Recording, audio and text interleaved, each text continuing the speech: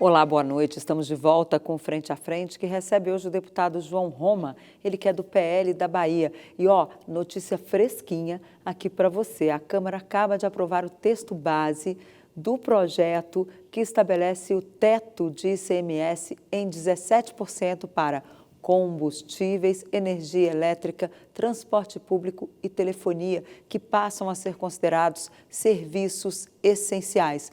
Nós já tratamos muito desse assunto aqui no Frente a Frente hoje e eu vou aproveitar agora, deputado, vou fazer uma mudança aqui, porque nessa questão eleitoral também está se tratando muito, está se falando muito, há uma tensão. O PT está puxando esse discurso de que, olha, o presidente Jair Bolsonaro não gosta da democracia, ele não é um democrata, há um perigo de golpe no país, enfim, a oposição está puxando esse discurso, há toda essa tensão no ar aí com o Supremo Tribunal Federal, essas críticas às urnas eletrônicas. O senhor vê algum risco aí de golpe, de um resultado desfavorável, o presidente acabar tentando ganhar no tapetão? O senhor que conviveu bem com ele aí, como é que o senhor vê esses altos e baixos aí do presidente? Por toda essa minha convivência e ligação com o presidente Bolsonaro, o que eu observo é um presidente em defesa da nossa liberdade e um presidente que tem cada vez mais defendido a nossa Constituição. O que se observa no Brasil hoje? Um claro descompasso, né, entre a dimensão dos poderes. Houve um crescimento do poder judiciário, né, com a fragilização do legislativo em especial, e há, portanto, esse desequilíbrio de poderes. E mais do que esse desequilíbrio, né, uma falta de postura, inclusive, de alguns integrantes do judiciário. Vamos citar o quesito das urnas eletrônicas. Eu acho que as urnas eletrônicas foram um avanço no período eleitoral, mas por que não aperfeiçoar? Se hoje você enxerga uma camada da população que não confia no processo e tem dúvidas sobre isso, cabe ao judiciário esclarecer esses pontos, está aberto inclusive para o que manda a legislação. Me lembro que lá atrás, eu estava no PFL Jovem, participamos de um evento sobre urnas eletrônicas e lá se colocou, né, no final dos trabalhos, a importância das auditorias externas contratadas pelos partidos políticos conforme prevê a legislação.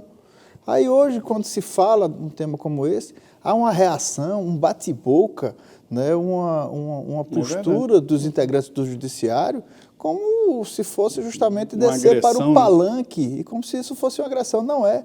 Isso é avanço para a democracia. Nós não podemos ficar como cordeiros, simplesmente crédulos de um sistema que sequer tem uma auditoria externa. Não existe auditoria interna. Se você mesmo está executando, você mesmo vai se policiar. Então, eu acho que são avanços necessários para aperfeiçoamento da nossa democracia. Eu sempre gosto de dizer que o Brasil é um país laico, mas não é ateu. E nossas principais conquistas, como a nossa independência, a nossa liberdade e a nossa democracia, se deram pela fé que motivou o coração de homens e mulheres do nosso Brasil. Nós não podemos abrir mão de nossas conquistas. Temos uma democracia que precisamos consolidá-la e precisamos fazer com que isso ocorra com segurança jurídica. Portanto, a postura do presidente Bolsonaro não é de desobediência, não é de afronto às leis, mas, pelo contrário, de defesa desses valores, em defesa de um país que realmente possa se consolidar cada vez mais como um país onde impera a justiça social.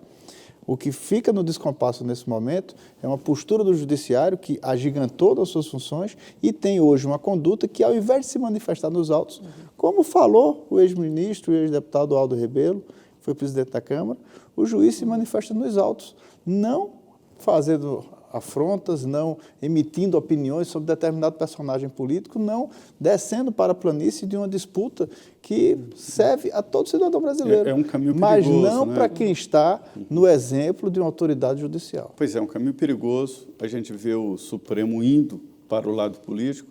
Na posse do ministro Luiz Fux como presidente, ele disse que o ministro não é talhado para o campo político, e não é mesmo.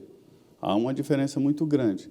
E a gente vê um perigo aí, o Supremo é impopular, né? Estamos falando de instituição, não se pode pensar numa democracia sem um judiciário forte. O que não é bom, porque o que queremos são instituições fortes, que a gente consolide as nossas instituições que representam a nossa população. As críticas são a alguns ministros. Precisamos de um equilíbrio entre os poderes. Agora, o que não dá é para viver no Brasil uma coisa, inclusive, inusitada.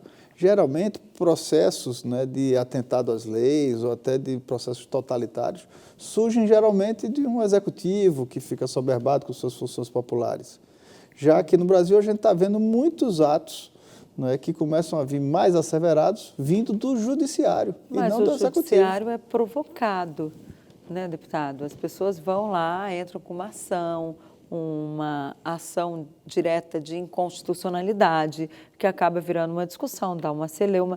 O judiciário acaba sendo provocado a se manifestar. E a gente não vê grandes pontes ou grandes construtores de pontes entre esses dois poderes. E sempre a gente tinha, no governo do ex-presidente Lula, por exemplo, o ex-deputado Sigmaringa Seixas, já falecido, fazia esse papel de ponte com o judiciário. Ele tinha ali umas pessoas que tinham esse papel. No governo da presidente Dilma, a mesma coisa. No governo do presidente Fernando Henrique, também havia ali as suas pontes com o Supremo.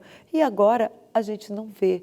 Agora o presidente Jair Bolsonaro tem lá 2 ministros, mas a gente não vê assim um diálogo aberto com todos os ministros do Supremo.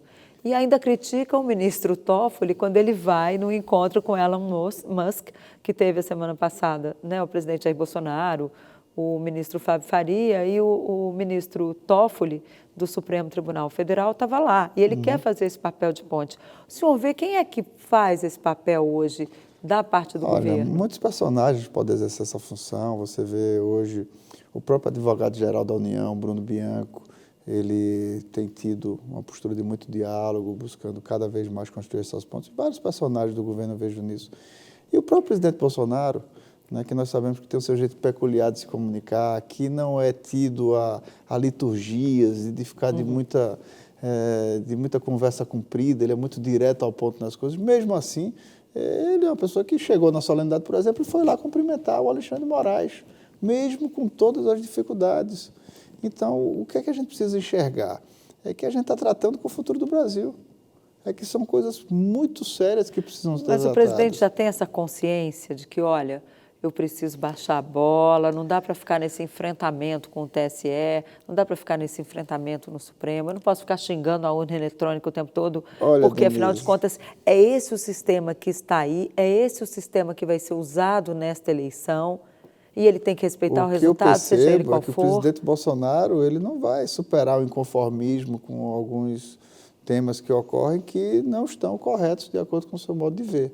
Mas o que está muito claro é uma postura muito adequada, onde ele busca dar as respostas através da legislação, utilizando ferramentas que estão previstas na Constituição e não com outro tipo de ferramenta, como muita gente estava sugerindo, né, como você via toda hora, inclusive grande parte da imprensa falando, até quando ocorreram os manifestos no 7 de setembro do ano passado, e que foram citados como atos antidemocráticos. Por que antidemocráticos? Se está justamente com a população de forma manifesta nas ruas. Então, acho que existem muitas narrativas no período desse, e o que cabe agora é que nós temos realmente um período que precisa ser consolidado. Vamos, nesse ano 2022, quando comemoramos 200 anos da Declaração da Independência do Brasil. Digo declaração porque a consolidação se deu no 2 de julho na Bahia, porque não há país independente enquanto existem tropas hostis no seu território. Mas é fundamental a gente saber que nesses 200 anos a gente está aqui para consolidar a cidadania de cada brasileiro. E esse, portanto, vai ser uma das eleições mais importantes do Brasil. Eu acho interessante porque a democracia exige exatamente essas disputas, e isso é positivo para a democracia porque demarca exatamente funções e limites dos poderes. E o Supremo não tinha até então essa resposta do Palácio do Planalto e até de outros poderes. Mas, deputado, nós estamos vivendo um momento aí da disputa pela presidência da República, há uma polarização, e a impressão que eu tenho é que os partidos estão muito interessados agora na disputa pelo Congresso Nacional, né? Sem dúvida, né? Em especial formação de bancadas. As representações nos estados, tanto que deu tantos episódios, né, na formação de bancadas, até quando o presidente definiu se filiar ao PL. Essa movimentação criou, inclusive, algum distúrbio entre interesses de partidos aliados também na Câmara dos Deputados. E a consolidação e o fortalecimento dos partidos é mensurada justamente pela formação das bancadas. Muitas vezes você observa que um partido é forte porque elegeu um governador, ou isso ou aquilo, mas a estrutura partidária se consolida pela formação dos partidos na Câmara dos Deputados, que dá tempo de TV, recursos de fundo partidário, todos os espaços de formação de comissão e por aí vai. Então, naturalmente, né, uma meta muito grande dos partidos políticos poder fortalecer essas bancadas. Muito bem. Nosso tempo está acabando aqui no Frente a Frente. Eu queria aproveitar aqui esse tempo para agradecer muito a recepção que eu recebi em Medina, a minha cidade, minha terra natal, onde uma lei municipal colocou o nome da prefeitura, a antiga prefeitura, o nome do meu pai, o Balim Trindade. Fiquei muito feliz, uma lei de iniciativa do prefeito Vavá. E também a Câmara dos Vereadores de Medina aprovou uma homenagem a meu trabalho, a homenagem a mim, né? Uma medalha. Eu queria muito agradecer aos medinenses e fiquei emocionado com a receptividade que eu tive em Medina e a minha família. Quero agradecer a todos de Medina e os meus amigos que moram por lá. Deputado João Roma, ministro da Cidadania, muito obrigado pela presença aqui nos estúdios da Rede Vida em Brasília. Maria, eu que agradeço a oportunidade, a você e a Denise, esse programa que tem uma audiência tão qualificada, tão importante para que a gente possa estar debatendo ideias, levando ao conhecimento do cidadão brasileiro dados importantes para que ele possa formar a consciência e exercer sua cidadania plena. Tenho orgulho, inclusive, que desde o início do meu mandato eu tenho tido a oportunidade de participar desse programa e fico sempre à disposição para sempre estar servindo ao nosso Brasil, melhorar e aperfeiçoar nossas instituições e defender os nossos valores. Uma boa noite e muito obrigado. Pois é, a história do programa é exatamente esta, trazer a você o que está acontecendo em Brasília e a fala dos deputados, senadores, né, e ministros de todos os partidos para que você tenha esta ideia. E aqui nesta mesa redonda, a minha parceira de sempre aqui, Denise Rotenburg. Boa noite, Denise. Boa noite, Zé Mari. Parabéns pelas homenagens em Medina. E, Grande deputado, muito obrigada por ter vindo. A gente sabe que foi difícil hoje, dia de votação no Congresso Nacional, mas ele deixou, às vezes ele pegava aqui o celular para ver se podia ter alguma votação ou não. Mas isso faz parte também, programa ao vivo é assim mesmo, e a gente vai levando. E para você aqui, sempre uma boa entrevista e de todos os partidos. Aqui nós não fazemos essa coisa de trazer só um lado ou só o outro lado. Nós damos todas as informações, como bem lembrou Zé Maria, para que você possa fazer a sua escolha. Uma boa noite e até a próxima. E a partir de agora tudo já é campanha eleitoral, né? Ainda não começou a campanha eleitoral propriamente dita, mas tudo já é política e é assim mesmo. É uma história da democracia. E você será chamado a participar exatamente dessa história, né? Muito obrigado, muito boa noite e continue aqui na Rede Vida, que começa agora o Jornal da Vida, com as notícias nacionais e internacionais. Fiquem com Deus.